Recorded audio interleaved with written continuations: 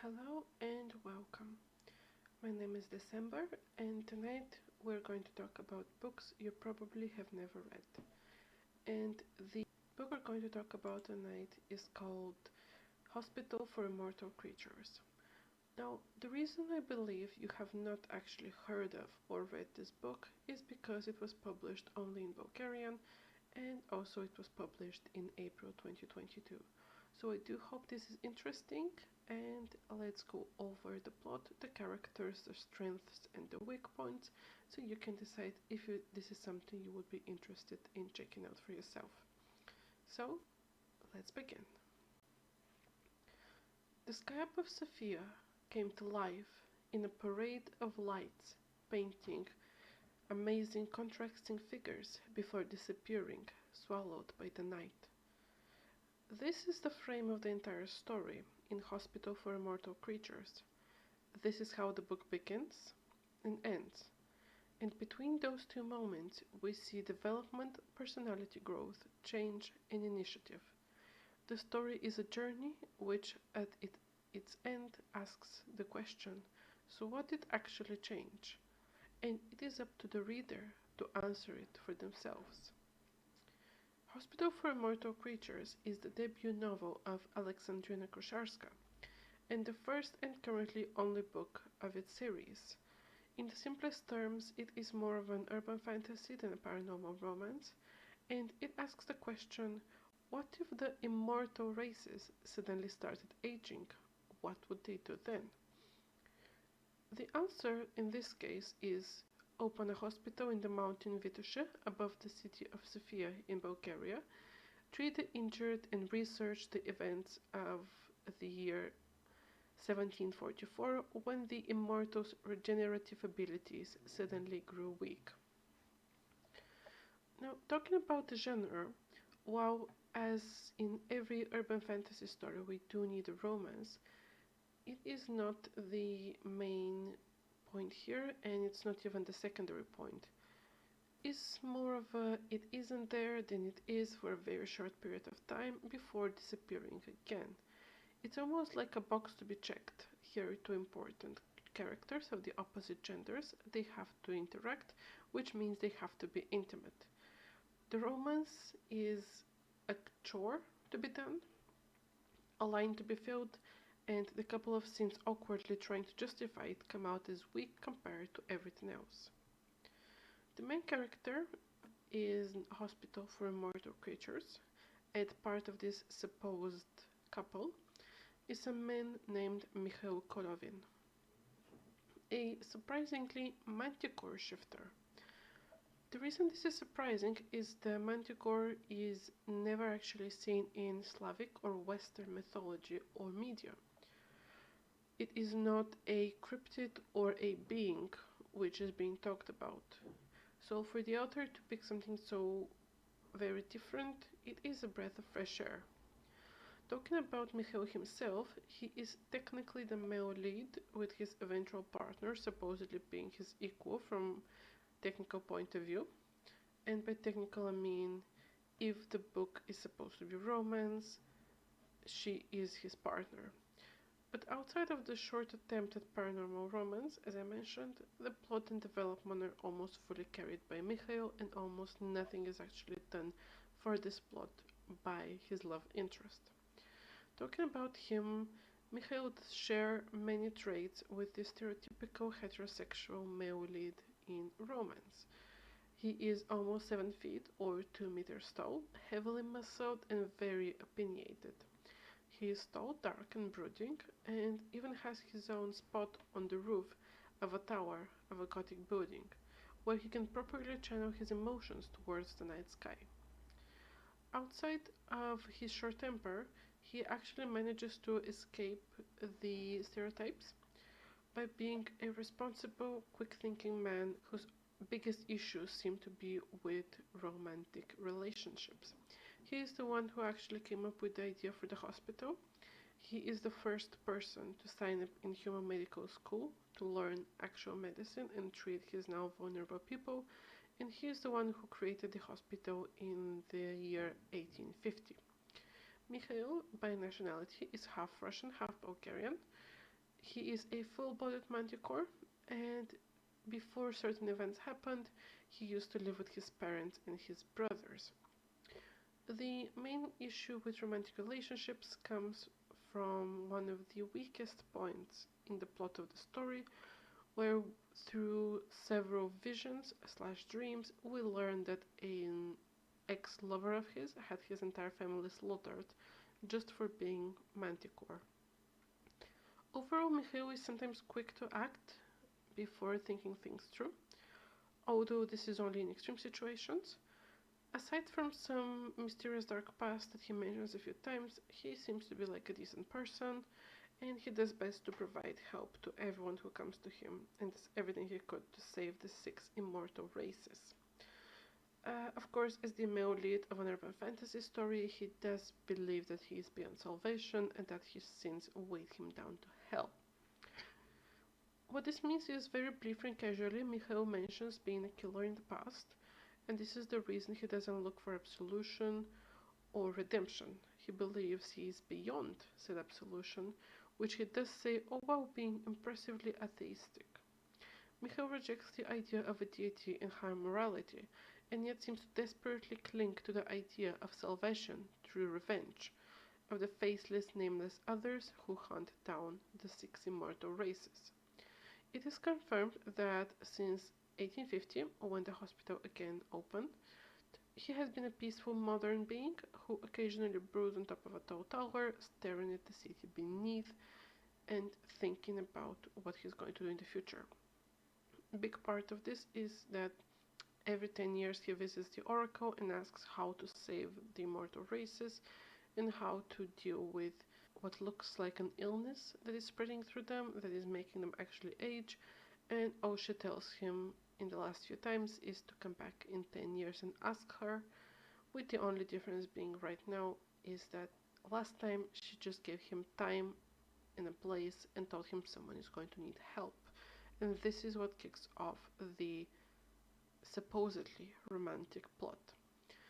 Now, in his personal life, Mikhail's problem with romantic relationships is linked to, as I mentioned, a nymph he believed he was in love with back in what is now Moscow, who had his entire family executed by someone.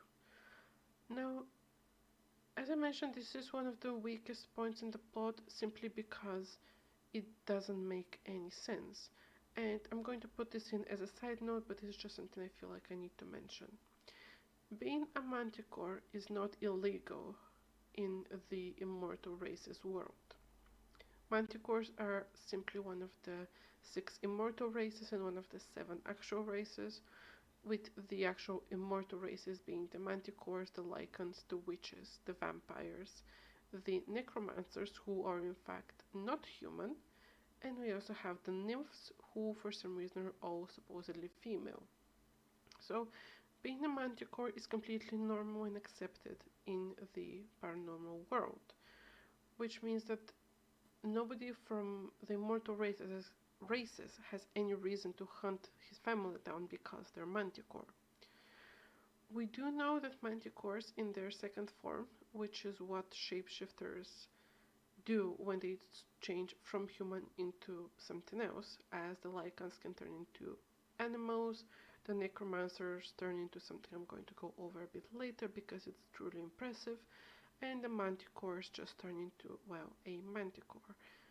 Mikhail in his second form is 3 meters tall, is even more muscled than he is in his human form, has claws, wings, possibly fangs, and also has a long tail with a venomous spike in the end. He is dangerous and he is destructive. So the plot hole in this specific instance is who hunted and killed the Kolovin family? Who was powerful enough to overtake at least 4 of them, but was also human? And for the record, this happens at latest possible early 19th century, as Mikhail comes to what is now Bulgaria after his family was slaughtered and before he signed up in medical school and before he opened the hospital in 1850. And we do know that he came to Bulgaria during the Ottoman slavery, because it is explicitly mentioned when he first set foot in the country. We don't get an answer as to who or how actually managed to kill his family in this book. This might happen or might be a bit clearer in future books, but for now I personally consider it a plot hole. Now, the love interest comes in the face of Amelia. Amelia is a final year medical student, one exam away from being a doctor. She lives alone after an accident killed her parents and her brother. From the very beginning, we do know something is off about her, even if neither she nor Mikhail could actually guess what. Multiple beings from different races actually test her or try to figure out what she is and why she is important to the story, why is the Oracle so focused on her, but everything in her seems to be human, aside from the fact that she is getting sicker and sicker and she cannot keep any food down. But there is no explanation. She is in fact fully human.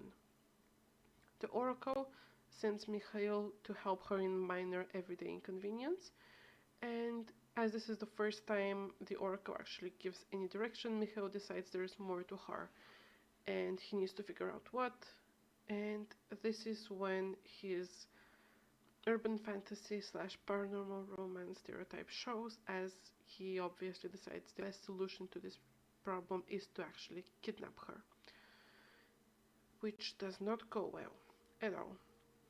Now, Amelia as a person is in fact a rather likable main character, if we can even call her main character.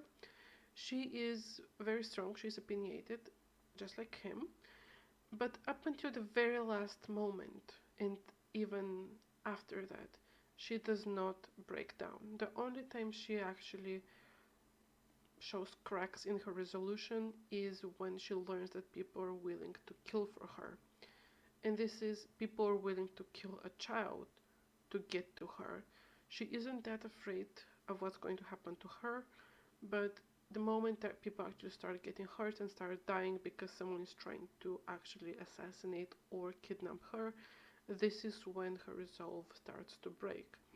But outside of this one moment of what I'm not going to even call weakness, because she is not weak, Amelia is actually a very, very strong and surprisingly clever female lead in, if we consider this a paranormal romance.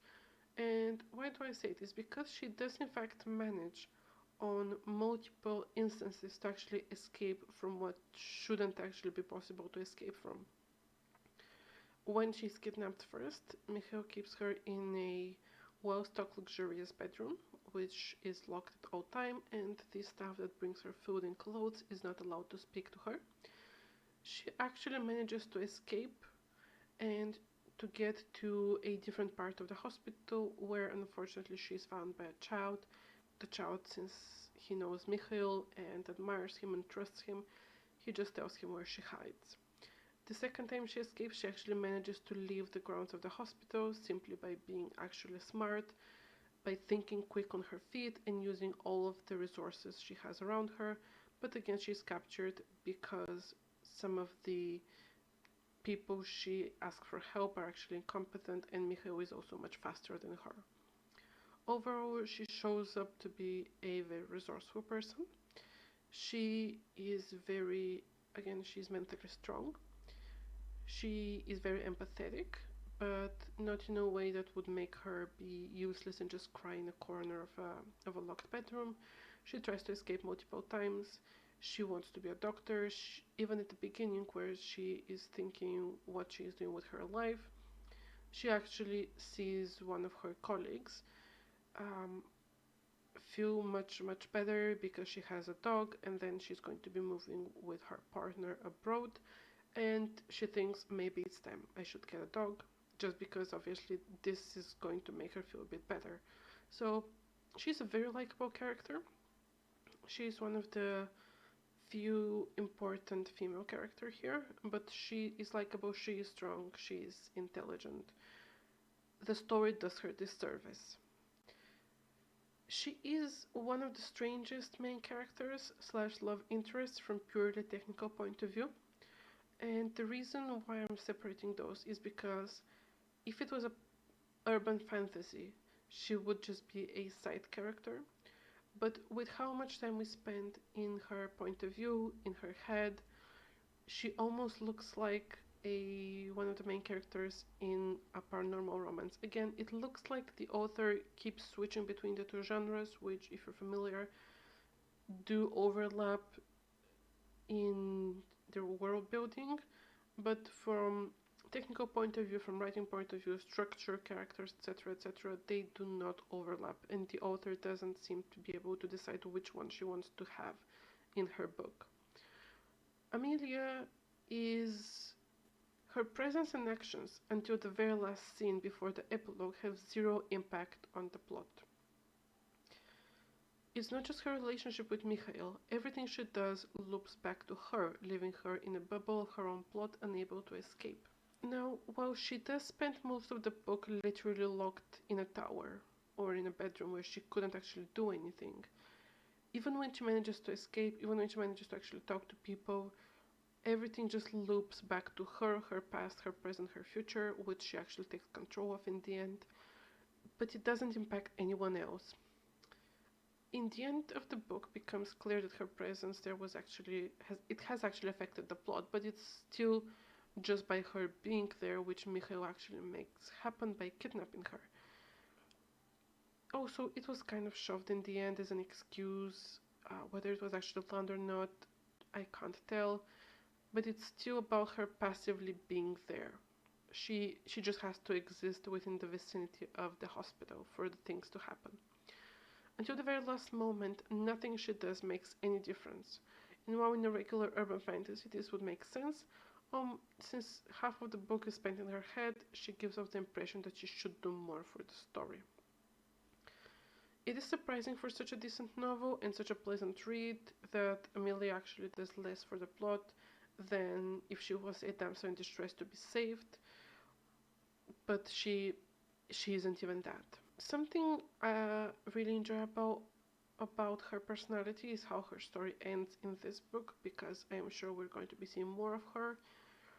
When the story unravels, when we learn why exactly she was supposed to be there, what she does is, because she and Mikhail had an argument, she felt insulted, she felt dismissed, so she just asks one of Mikhail's friends to drive her to the city, where she disappears, and Mikhail, after spending weeks trying to locate her, accepts that he can't actually find her because she doesn't want to be found, especially by him.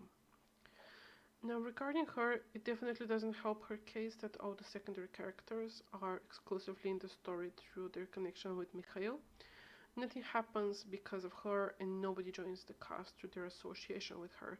So she's just this lone individual who exists within her own story and somehow in the same geographical area as the actual plot, and that's just about it, except for the very end and the final exposition. But talking about the side characters, in this specific book we do actually have 4 main side characters, if I can call them like this, and then we have just a bit of others who are just kind of there helping with the plot, doing things, or just straight up dying. Now, the cast of those main side characters, if I can call them like this, is the classic paranormal romance series setup, which is odd as, again, the author can't seem to decide whether she wants to write paranormal romance or urban fantasy. The novel keeps flipping back and forth. If we look at it as paranormal romance, it just makes a very tepid, half-hearted attempt to be that before going back to where it actually shines to its better style on urban fantasy. But talking about the classic paranormal romance series setup, we do have a group of friends, all single bachelors, and they're all present and give off the impression that future books they will be the main characters. They would basically take turns to develop their romance with someone in those books, and also be really important about the major plot and their own personal plot. There is of course the possibility the author would do something different, would go down the route of urban fantasy and keep things focused on Mikhail only, but as the next story is getting published in 2023 at best, there is no way for us to guess what the author is going to do, since there is quite a lot of time before this happens. Now, let's just go over really quickly about those bachelors, Mikhail's friends. Those are as follows: Constantine D'Angelo, a necromancer, and yes, he is in fact a necromancer, and yes, his last name is D'Angelo. In this universe, he's a necromancer again, and what is quite interesting is that necromancers here are not in fact human. They follow the same cycle as other immortal races, where they're born human, and at the age between 20 and 40 or 50, they change into their second form when they reach maturity, and then they're now immortal. Now, talking about necromancers, this is going to be another small side note. The way the author describes the process of a necromancer doing, well, necromancy, is very interesting, and also something I personally haven't seen done in any other book, because usually a necromancer is just a human, a sorcerer or warlock who either calls or controls or raises the dead. In this case, that's not what necromancers do.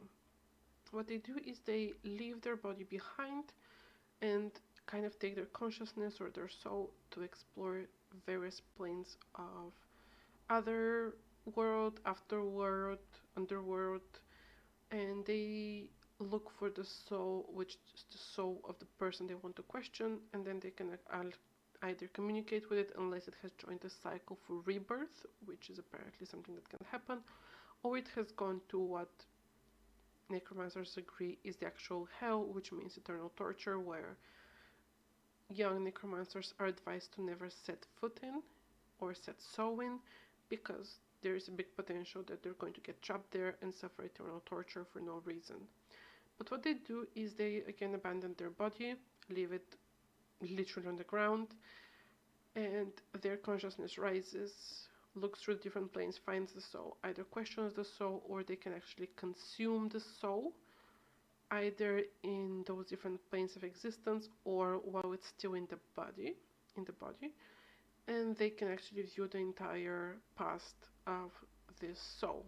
They can go through it. It's apparently extremely painful, but also what is very painful is what the necromancer has to do to leave their body, and this is they melt away their entire flesh and skin off of their skeleton, leaving literally a skeleton with a pair of black leathery wings, kind of like bat wings. So they leave a skeleton, a literal dry skeleton on the ground. And when they come back from different planes of existence, they can actually walk and talk as a skeleton. And then they kind of create every muscle, every tissue, every bit of skin again, creating their clothes in the end, and then they're fine. This is such a fascinating concept, which again I have never seen in the past. It is confirmed to be a very disturbing visual of them literally melting away layer by layer, possibly looking as if someone is being burnt alive, as they lose the skin first and then different layers of flesh until drying bone is left. Now, Constantine is also who I personally believe, if the author goes with the different main character for every book, I think Constantine is the next in turn to be main character and to have a love interest, simply because he does meet a woman he kind of makes a connection with, which is slightly deeper than the usual superficial relationships he has just for sex or exchange of information. So if the author goes with different main characters for different books, a possibility Constantine is going to be the next main character. The next part of the friend group is Victor Vok, a Lycan with tattoos. He's a doctor, and he does have a secret or a problem or an issue regarding his transformation into his second form, which is a wolf, which he actually doesn't do. So in all of the time when Mikhail has known him, he has never actually changed into his second form. He just refuses to do it, and he doesn't explain why. Also, he is the most mild-mannered, bookish man. He is described as very, very charming, but he's also very calm, very collected, amazing bedside manner. He's also the lead surgeon. He's one of the lead surgeons in the hospital and also one of the lead researchers. He does change form once, where he basically just has to, because he has to save everyone's lives, and from then on things go downhill as he keeps giving in more and more of the animal desires of his wolf, of his second form, which is something we don't see in any other shapeshifter, because again we do have Konstantin, who technically is a shapeshifter, we do have Mikhail, who is a shapeshifter, we do see a few others who are very much peaceful, collected, normal people, while Victor, once he changes shape for the first time in literal centuries, that's when things start going downhill for him, and quite a lot of characters actually comment on how different he is acting, reaching the point where Mikhail has to kick him out of the council of the hospital because he catches him bringing a prostitute on the grounds of the hospital. Now, I do expect there's going to be quite a lot of personal development for him in the future books, so I personally cannot wait to see what's going to happen. Also, a bit of a side note for Victor, just because we need to know how much of a difference it is. He used to be, again, a straight up killer. He used to be a soldier for many, many different armies, because he is much older than Mikhail. He is centuries and centuries old, and yet he's raising a pair of children whose mother was actually a pregnant lycanthrope who came asking for help and collapsed on the doorstep of the hospital. She was basically in the process of giving birth. She unfortunately died while he was performing a emergency C-section on her. So he raised the twins as his children for almost a century, and they comment that he is the most straightforward, peaceful, quiet, helpful, gentle, kind person ever. And they also comment on how this is no longer the case after he starts giving into his second form more and more. Again, I can't wait to actually see how this gets explored in future books, because it's quite interesting, not only how his personality changes, but also how he starts excusing more and more behaviors of himself. He no longer keeps himself on such a high standard, and he kind of gives himself excuses to act like his second form demands, and quite a lot of people actually notice it. The last of the group is Zakaria. He's a half lycan, half vampire who he literally just wants to be left alone. He works for Mikhail as kind of his assistant, kind of his man for everything. He's the one who is tasked with kidnapping Amelia, but he's also shown to do his best to help some old ladies who live in the same apartment block as her, who kind of see him, and he does a little bit of telepathy, mind control on them, just so they wouldn't actually see he's carrying a literal drugged out woman down the stairs. And they think he's just a regular delivery man, and they ask him to just help them with their groceries and fix a door, which he actually does quite eagerly. We also see him go search for clues when the first murder happens, because again, 2 members of the staff of the hospital are killed, and Mikhail personally wants to investigate this. So he does task Zakaria to go and investigate the house of the first victim, which he does, and gets quite a lot of good conversation going with the people who were actually taking care of the house for her. Now, all 3 of those have potential and have kind of a lot of development to do. And there's a lot of hints that something is going to happen with them. So we do have Konstantin, who straight up met the woman he is potentially going to be in love with, who is a young vampire, whose brother actually gets tangled with the murders. We do have Victor, whose descent into his base instincts is going to become a much bigger problem than it already is, so there's probably going to be someone to kind of balance him out, help him. And then for Zakaria, we don't have anything yet, but he's featured quite a lot in the book. He does quite a lot of for Mikhail, for the hospital, and even for Amelia actually, because he's the one she actually trusts the most because she knows him best, and she trusts him that if it's going to be the right thing, he would actually defy Mikhail, which he is shown to actually do, and help her. So it is quite interesting how the author is going to go along with those three men, because all of them have really strongly defined personalities. They have really strongly defined roles in the book, and they have quite a lot of development to do. So I can't wait to actually see where they go with them. Now, outside of them, the only other really important character is the Oracle, who I already mentioned. An immortal being currently residing in the body of a woman, and we do know the Oracle has been in this body for like 6,000 years. This woman currently is barely alive. She spends half of the book on life support on the hospital, and before this she just gave out vague prophecies, and the only difference from her just telling Mikhail to come back in 10 years when he asks for a cure is to tell him to go and help someone, which turns out to be Amelia.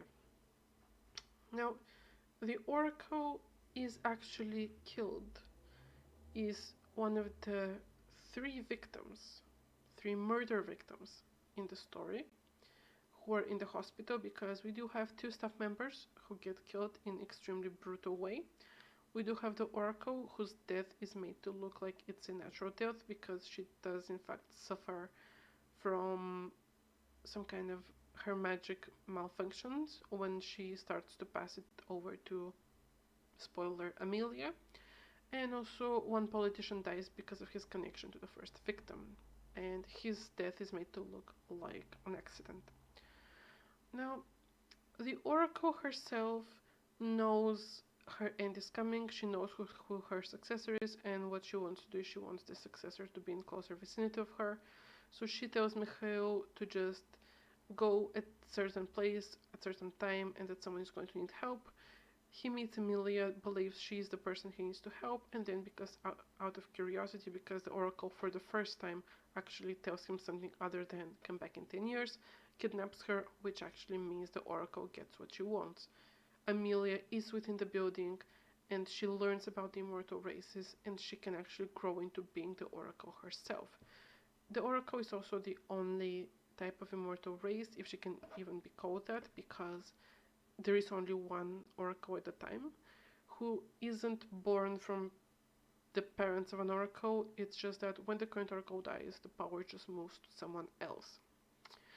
Now, the plot of the novel itself follows Mikhail, whose hospital is again suddenly a target of aggressive threats, followed by murders, and him trying to figure out who is orchestrating what looks like the worldwide organization personally against his establishment.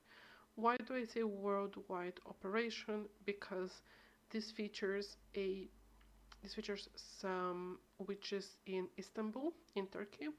This features a coven in Italy, and this coven is actually led by an extremely powerful and kind of dead but not really witch, and who seems to have a personal vendetta against Mikhail, who has never actually met her before.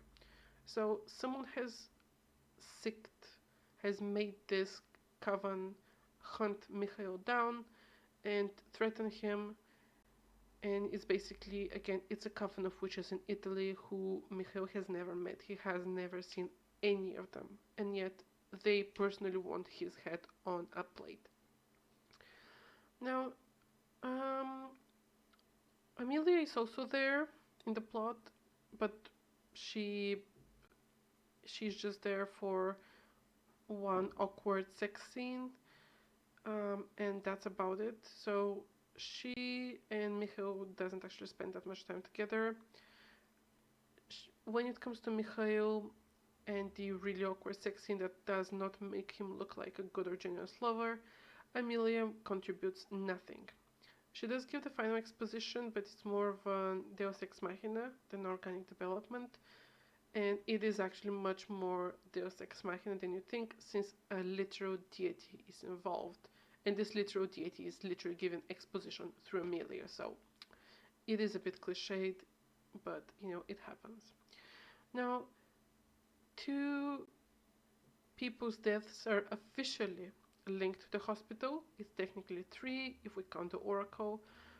The first 2 people are staff members, and then we have again the politician who was a lover of the first victim who got killed because he could have given some clues for the mystery. He doesn't make it. The clues go from Sofia to Turkey and then to Italy. And this is where the adventure investigation happens. And this part is well paced, well structured, gives some answers while raising new questions for the plot, for the characters, for their past. Some of those questions remain mysteries, some get answered, and it basically really keeps the energy going. The energy for the current book and the energy for future books. Future books supposed to answer certain questions, raise new ones, but the story itself flows so well in this specific part that the readers just want to read and learn more. Here, outside of any potential romantic relationships and among his men, Mikhail is in his element. He is decisive, he's powerful, his actions make sense. His scenes with Amelia are painfully dry and awkward to go through, which when put against his actions especially when they're in Italy, or when he's actually hunting down the killers, it looks so awkward, it's so wrong, it just really, really doesn't fit. The fact that the book actually features very little time when Mikhail and Emilia actually communicate, this is a big benefit for the story. Simply because the more they communicate, the worse it gets. And the peak of that awkwardness actually shines in 2 moments. One is the extremely dry and uninspired graphic sex scene, one of the most uninspired ones I have seen in urban fantasy, and the other one is a snowball fight, which I personally have seen in one of those illustrated books for a Disney's Beauty and the Beast, where Belle teaches the Beast how to have fun and how to have a snowball fight. It's literally the same scene. The author chooses not to dwell too much on those scenes, which is just for the greater good of the story, because they do not fit well in it and they're not well executed. What is done well, on the other hand, is the atmosphere. The author's skill to set a scene is truly impressive for a debut novel, and the different backgrounds really shine through. From the almost horror film type setting of the upper floors and the facade of the hospital, to the hustle and bustle of loud tourist traps in Turkey and Italy, all the way down to the streets of modern Sofia. Every place carries a distinct air and flavor and really makes the scenes feel real and like the reader is actually there. The pacing, also when it actually gets going and things are happening, is tight, consistent, and so is the dialogue. Just like the setting, the author relies on focusing on her style of expression instead of following strict rules. The dialogues themselves are quite spot on for the different situations and different times, so she does have different speech patterns and different vocabulary for conversation with a villager during the Ottoman slavery in the 19th century versus a conversation between a modern employer and his incompetent employees. Also, something which the author balances quite well, which people rarely manage to do nowadays, is using slang and modern words in dialogue, because quite a lot of people go overboard with it and they basically write it as a conversation between teenagers, which makes the look trashy, look cheap, look like there was no effort put into it, and it also makes it look like the author was trying way too hard to be likable. Well, if the author chooses to go with fully formal literature speech pattern, it looks a bit pretentious. This author manages to perfectly balance it, and I do believe studying those speech patterns can help a lot of people who write or translate in Bulgarian to just hit this perfect golden spot. All those details make it clear there was a lot of preparation, editing, and trials before the product was finished. The book is clearly a work of great care and lots of effort, and it really does pay out. Now, just a bit of another side note, I guess, which most people probably wouldn't notice, but it was quite obvious to me, and it got more and more obvious the further I read, is that The book appears to be written originally in English, and then translated it, and the translation was not actually done by a professional literary translator, but maybe by the author herself or someone she knew.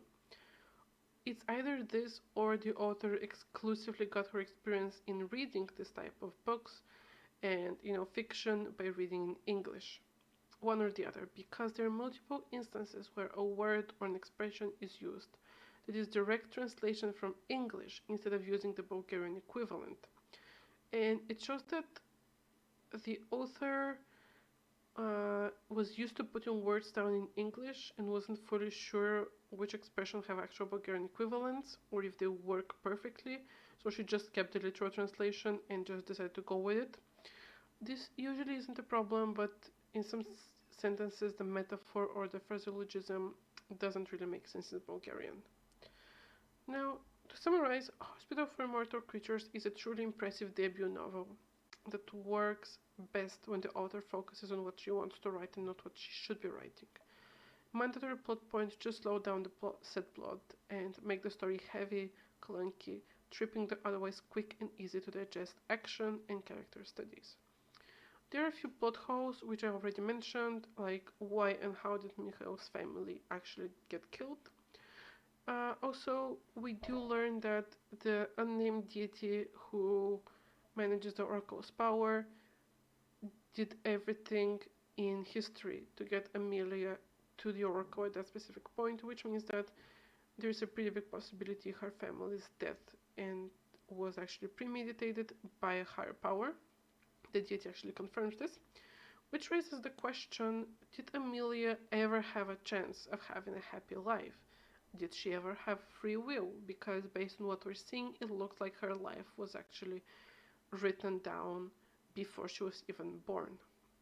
Now, all those, plus the two remaining mysteries, are supposed to be explained in future stories, so the author has the very real potential of gaining quite the following.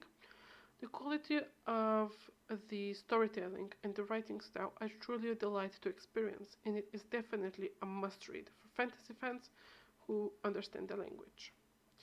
So, this was Hospital for Immortal Creatures. I do heavily recommend it. Again, if you understand the language and enjoy fantasy, just read it. It's a really, really good book. So, thank you very much for your time, and have a good night.